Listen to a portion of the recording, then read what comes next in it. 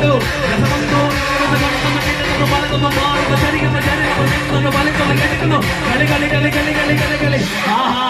രസമുള്ള കളികൾ കണ്ടമർന്നവർക്ക് മുന്നിൽ ഇനി കാണാനായിട്ട് ഒരു പൂരം പിറക്കുന്നുണ്ട്. ഇനിയാണ് കളി. അങ്കത്തട്ടിലേക്ക് അങ്കലാപ്പിൽപ്പെട്ട വമ്പൻ പുലികൾ വരുന്നുണ്ട്.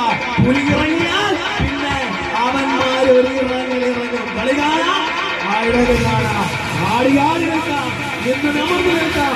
അമർന്നു